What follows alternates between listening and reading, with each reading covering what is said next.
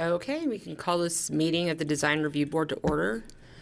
I'd like to request confirmation that the Kansas Open Meeting Act required notice was posted. Yes, I can confirm the packet was posted and the required notice was provided. Thank you. Roll call. Board Member Nelson. Board Member Cates. Present. Board Member Kuhl. Present. Vice Chair Herman. Present. And Chair Freeland. So with 3 out of 5 members, we have a quorum and we can proceed with business. Thank you. On to new business with item 3.1. We'll go ahead and approve minutes. Oh, thank you. Yep. That's right. Are there any questions on the minutes? Can I get a motion to approve? I move we approve the minutes from the last meeting. I second. Okay. Motion and seconded. All those in favor say aye. Aye. And it is approved. Now on to new business with item 3.1. Thank you. Item 3.1 is application CC 25-19 filed by Charles Renz with JGR Architects. And our location is the corner of 4th Street and Iron Avenue. The garage's address is 108 South 4th Street in the old Abner's Quilting Station building is addressed as 212 East Iron Avenue. And the request is for approval of a certificate of compatibility for an expansion of the garage, automotive museum, and remodel of the former Abner's Autos Quilting Station building at the corner of Iron and 4th Street. So there's an extensive background for the garage museum that has been accumulated over the course of its history, but I'll give some brief highlights. So as part of the downtown Starbond project, plans were developed to construct a car museum at this location. Salina Educational Auto Museum of America Incorporated was formed to develop the project. And the car museum, which is known as the Garage Automotive Museum, is an automotive themed visitor experience that consists of approximately 31,000 square feet of exhibition space. The Salina Educational Automotive Museum of America Incorporated acquired the buildings and property formerly occupied by Images Recycling in a city-owned parking lot on the west side of South 4th Street, south of Iron Avenue. And the car museum features both new construction and infill construction between the 2 existing warehouse buildings and renovation to the brick facades, as well as filling in the gap where the former city parking lot was located. The former Abner's Autos Quilting Station building, the building located at the corner of Iron Avenue and 4th Street, was formerly a gasoline service station constructed by the Huntington Oil Wholesalers in 1931. The building is designated a conservation property, which means that if it were ever proposed to be demolished, it would be subject to review and approval by the Heritage Commission. The used Champlain Oil sign on the corner is a historically designated sign. Abner Perney, the former building owner, requested a historic designation for the sign in 1997. And in 1999, the sign was deemed historic, and once designated historically significant, removal or alteration of a historic sign would be subject to review by the Heritage Commission, and a certificate of appropriateness would be required. The Quilting Station and Abner's Autos operated from this building until the late 2010s, at which time it closed, and the building has remained vacant since. The Salina Automotive Museum has since purchased the property and intends to incorporate it as part of their expansion project. So the project proposal is broken down into multiple phases. So we'll start with the new addition. There's a new addition proposed to connect the existing museum building to the former Abner's Autos Quilting Station building. The materials for that addition include brick veneer walls that match the current brick at the garage's main entrances, black horizontal ribbed architectural metal wall panels at the west facade, which also match the material existing for the new construction at the Garage Museum, and then aluminum and glass overhead doors similar to those already on the garage building. And then for the former Abner's Autos building, the proposed work is brick repair and repainting. So they're proposing to repaint it a white color, repaint it a newer, cleaner white color, and then utilize gray and red for accenting. Replace the existing vinyl windows, repair and replace the existing wood infill areas with new wood siding, trim, and windows. To do an exterior lighting replacement that is consistent with the lighting on the exterior of the garage. Install garage doors along the west facade. Repair and replace the exterior paving. Install a new electronic car charging station housed in a historic gas pump, and then do a roof repair and replacement. And then the final piece of this is an installation of new signage. They are proposing one new wall sign to identify and brand the garage. The location of the sign is on the north-facing brick facade of the new museum expansion, visible from East Iron Avenue. The sign is identical in size, material, illumination method to the signs already existing on the 4th Street facade and then the 5th Street facade. The signs are 23 feet long and 5 feet tall for 115 square feet. And the illumination method, it has multiple methods of illumination. The garage part is illuminated and backlit channel letters, so the letters themselves are illuminated, and there's also a backlit portion, and then the accent portions and the part are internally illuminated. And in regards to signage, the building has 500 lineal feet of frontage on 4th Street, allowing up to 1,500 square feet of total sign area. And the total sign area for the garage will be 361 square feet.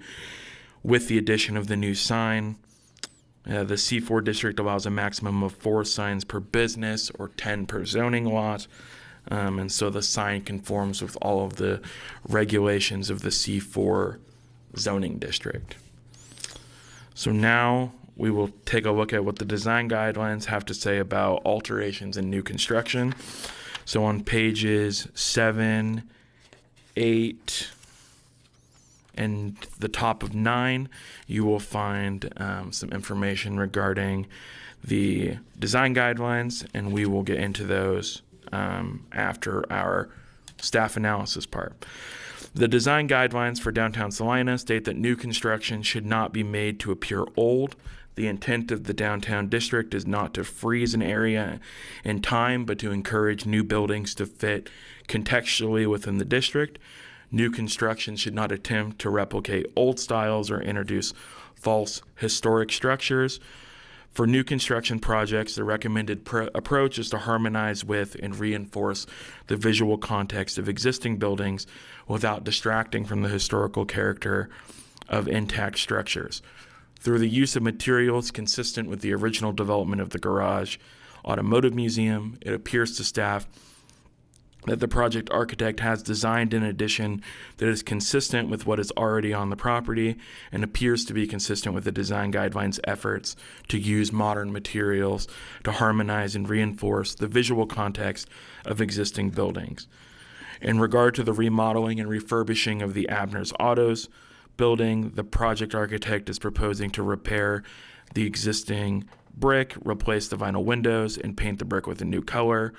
The project also calls for the installation of garage doors. While this building is designated a conservation property and recognized on the 1997 Historic Resources Inventory, it appears the project considers the historic context of the building and works to preserve it when possible. And as we discussed earlier, the proposed wall sign does meet all of the C4 district sign regulations. So with that, in review of this project for compliance with the design guidelines, it appears to staff the following findings can be made to support approval of the proposed expansion and renovation project. The building design includes a mix of materials, finishes, and textures, including masonry, that are visually incompatible with the existing buildings in the area. The building design uses contrasting colors and textures to highlight architectural details and distinguish blank, expansive wall panes. Secondary facades are also broken up. The addition appears to be consistent with what is already on the property and appears to use modern materials to reinforce the visual context of the existing buildings. The remodeling and refurbishing of the former Abner's Auto's quilting station building appears to consider the historic context of the building and works to preserve it when possible. The proposed wall signs will emphasize the structural elements of the facade and will not cover or obscure any architectural features. And the proposed sign conforms with the sign limitations of the C4 zoning district. Following the presentation of the staff report, it appears to staff the board would have the following alternatives. 1, you could approve the certificate of compatibility. 2, you could approve the application subject to any conditions. 3, you could postpone consideration for more information. 4, you could deny the application as presented upon making findings of fact for the reason of denial. And staff would recommend option number 2, with the condition that if there are any significant changes, it'll be brought back to staff to review and potentially brought back to the board for additional review and approval. And with that, we actually have the project architect, a representative from the garage, and the sign contractor all available for any questions you might have. Thank you, Gage. Is there any questions of the board for staff regarding this? Okay. Would the applicant like to come up to the podium?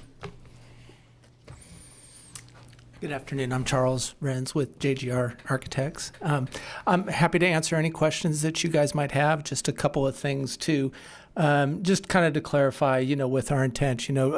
Gage talked about the metal siding that we use. It's the same metal siding, if you're familiar, kind of on either side of the existing main entrance over there. Part of the reason for that is just, is with the age of the original building, and we feel like we did a really good job matching brick, but that brick panel kind of gives us a little bit of a buffer, so you don't really notice that near miss right there. So, we kind of use that just to break up, break up the use of some of those materials.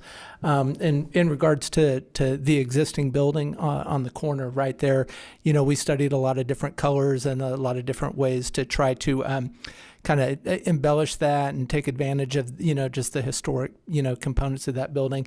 We felt like with the Champlin sign that was there, some of the colors, that vibrant red color, the vibrant red color on the garages, existing signage, that was a nice tie-in, and so try to create some just nice little trim features, very simple, to kind of make that feel more like more appropriate with the era in which it was built. So we're really excited about it. A couple of just other little incidental things is we're planning on a historic gas pump out in front there that'll be an EV charging station out there. So just a lot of really neat and kind of fun features, more modern features to the corner, and we feel like that the Iron Street facade right there, the signage will be a huge benefit to the garage, the community. It's just been such a great destination for the community. So anyway, if you have questions, I'm happy to try and answer them. Thank you. Does the board have any questions of the applicant?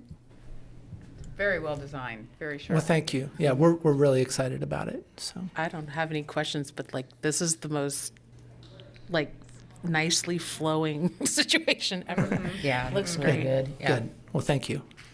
Oh yeah, come on up. Hi, I'm Tom Hestinger, representing the garage. And one question I just want to make clear on the sign.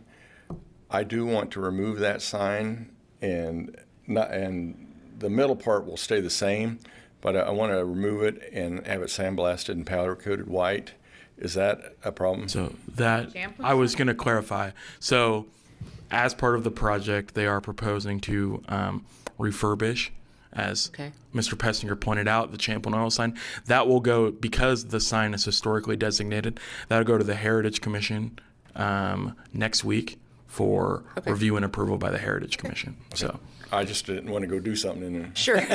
We appreciate that. I think it's a great idea. Yeah, same. I don't have any power, but I think it's a great idea. Do we have anybody on Zoom from the public? We do not have anybody from the public online. Thank you. Well, upon that, I will take a motion. I move we go forward with option 2 with the contingency that if anything significant changes, it comes back to the design review board. I second. That is moved and seconded. All those in favor say aye. Aye. Aye. Aye. And it is approved. On to item 3.2. Wonderful. Item 3.2 is an application filed by Lumineo Signs on behalf of Bibliophiles Kitchen. The address for this property is 228B South Santa Fe, and as you will recall, we had an application for this address at our previous meeting earlier this month. And the request is for approval of a certificate of compatibility for the installation of one new illuminated awning sign. And this is a separate request from a previously approved projecting sign, and we did send out a separate public notification to surrounding property owners, letting them know that there was going to be a public hearing for this sign. So this is a proposed rectangular awning sign that will be attached to the underside of the existing metal awning. It'll be located directly in front of the bakery's entrance. And so right where Dustin right where that box is, above the box, they have removed the existing under awning sign and are proposing to replace it with a new under awning sign in the same location. The sign is 5 feet long and 1 foot tall for an area of 5 square feet. It is constructed out of aluminum with 2 sign faces with vinyl logos and lettering. And the sign will hang 1 foot below the awning, providing 9 feet of clearance above the sidewalk. The sign in this case appears to be internally illuminated, and staff notes that it appears to have a white sign face with applied vinyl graphics. And so the discussion in this case is, according to the plan provided by the sign contractor, the sign is internally illuminated. Additionally, the proposed signs appear to have a white face with vinyl applied graphics. Fully illuminated sign cabinets are discouraged in the design guidelines for downtown Salina. In this case, or in the case of under awning signs, the previous sign at this address, as well as the other pre-existing under awning signs in downtown, have a white sign face with applied graphics. So the decision before the board today is whether this illumination method is appropriate for these types of signs, or whether the fully illuminated white sign face is incompatible with the design guidelines for downtown Salina. And I did go out and take photos at the location, at the Bibliophiles, and then also down the street. So this photo on your screen is where they removed the existing sign, so you can see the wiring there. That is where the sign will be located, so it'll be visible under the awning. And the next photo is just south down the street at Hearing Healthcare. So there's I think 3 under awning signs throughout downtown. There would be 5 where Wally Hair Company is. They have a cabinet for one, but it doesn't currently have a sign in it. And then the 5th one would have been Bibliophiles, which has since been removed. But the conversation for the board to discuss is whether the illumination method is appropriate for this type of sign. But the tenant space at 228B has 14 feet of frontage on Santa Fe Avenue for a total sign allowance of 42 square feet. With the projecting sign that it was approved at the previous meeting of 19 square feet and 1 5-foot awning sign, the business would have 18 square feet remaining of their 42 square foot sign allowance. And then the one other unique characteristic is some of you may be familiar with our projecting sign regulations that require they be set 10 foot above the sidewalk. The awning sign is a different structural sign in our sign code, and it says a sign that is mounted, painted on, or attached to an awning.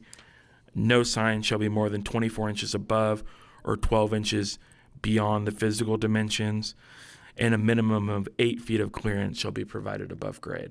So there is a 2 foot leeway from a projecting sign to an awning sign. And so this sign does conform with all of the C4 district sign regulations.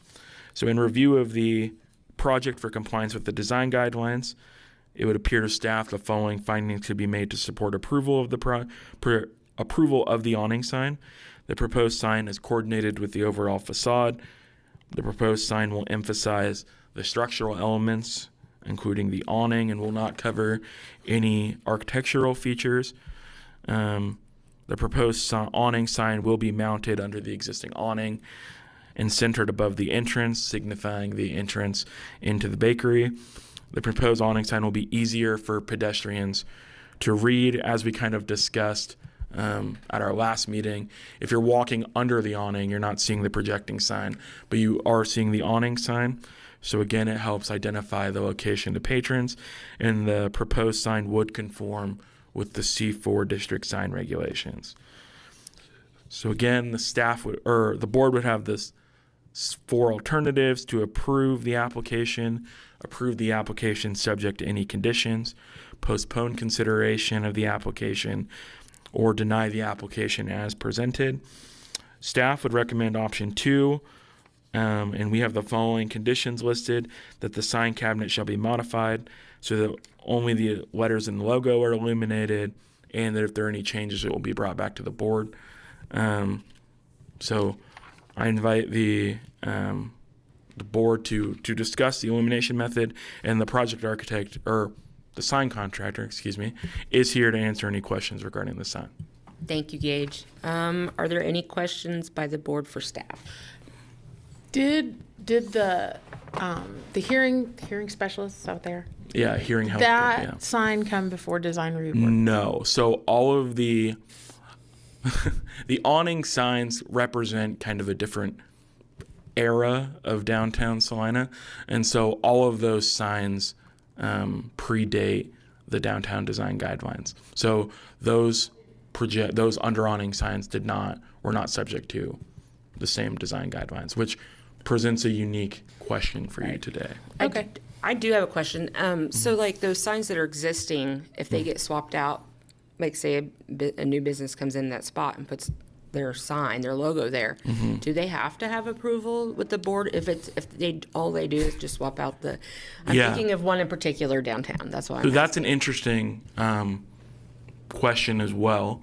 Had the existing unit stayed the same, had they not removed and it had just been a face change, it would not have been subject to review and approval by the design review board. Gotcha. Because the structural unit of the awning sign was removed, it requires a new sign permit, so our building staff can ensure that it's structurally attached to the awning and it's not going to fall on someone or injure somebody. And that need for a sign permit then kicks in the review by the design review board, because planning staff can't approve it until after the board has reviewed and approved it. But let's say, for example, Hearing Healthcare of Salina moved, somebody else moved in, they kept that unit the same and replaced the sign face.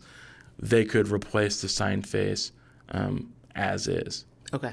Yeah. Thank you for clarifying that. Are there any further questions of staff? Okay. And we have the applicant up at the podium. Welcome back. I feel like I need to be on your Christmas card list. I'm just saying. Did you have any questions? I know that this one is a reverse of what we did up top, and basically we're doing it because other under canopies were white. with the green copy. I did speak to them. If you are aptly opposed to it, they can flip it. Okay. But that's just kind of what we were doing, kind of tying it in. And we didn't know whether that was prior to or not. So we Right. just, Same. yeah, yeah. Does the board have any questions of the applicant?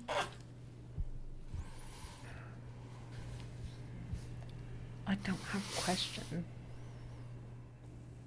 Okay.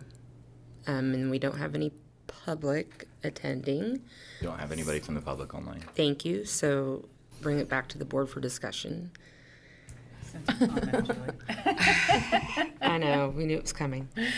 I know. It's just Well, you guys have the history with all of this. And I worry about the white, and I'm glad that the business owner is okay with switching it, because while I know the other businesses, minus, I know there's one that it's colored, but they, obviously they just put a Well, new if it were face on flipped, you would see a lot more green and very little white. Right. And it would look more of a routed-ish look. Right. But like I said, I Exactly. didn't know if the other one was prior, and I was like, "Nah," so they just did that. But I said, they might have questions about this, so Yeah. if that's an issue, let me know. I just worry about, I like the consistency of the white, but for continuity of guidelines. yeah, and I hate to say yes to this and someone come along and say, well, you didn't, you approved that, but you won't approve mine. Right. So it's hard. Yeah, we were just up in the air, because it's a foot tall. Right. Right. It's not I don't think there's- gigantic, and I thought, well, I don't know, we'll just, I don't think there's gonna be a ton of light projection on other businesses in that spot. And that block in particular is white, all the underawning signs are white. What to do, what to do? What are you thinking, Julie? I really like it white, but I know what the guidelines say. I do too. Will it be significant? Do you think it will be significantly harder to read flipped? no, I mean, I don't know, the white makes it pop out, but in reverse, the letters pop out. But your copy is so much smaller, I don't Right. know, That's what I worry about too. it's kind of, I mean, we could approve it white and save for the continuity of that block.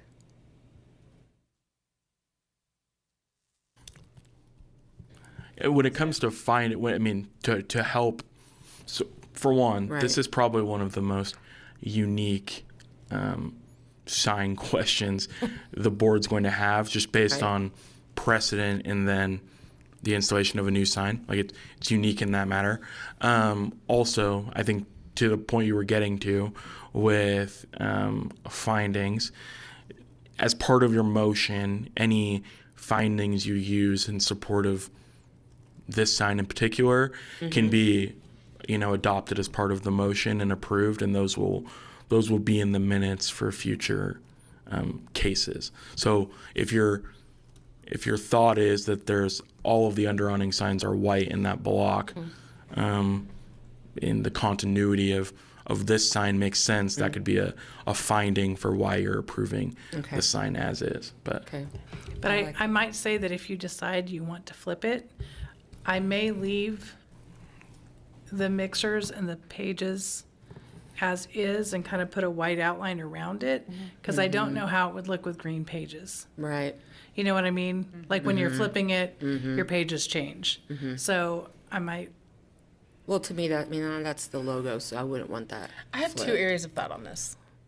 I feel like it with continuity of the block.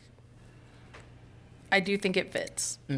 I also think that the way that those awnings stick out, and they stick out much further than a lot of the fabric awnings do, Yes, they do. and they're so long, it is a little dark under there. It is.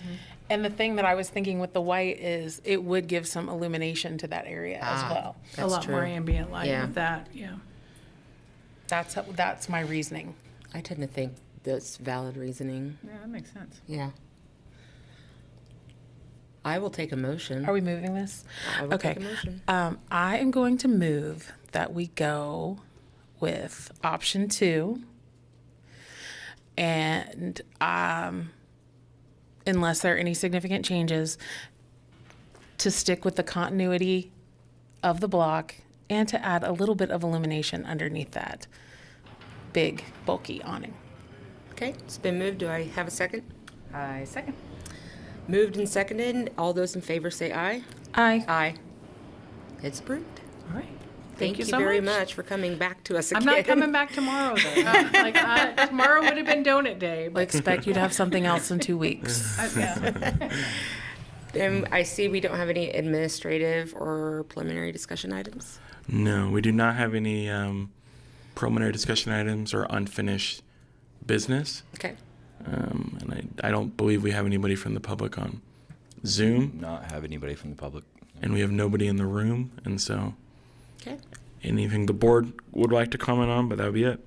Awesome. I'll take a movement to adjourn. I move we adjourn. I second. All those in favor of adjourning say aye. Aye. Aye.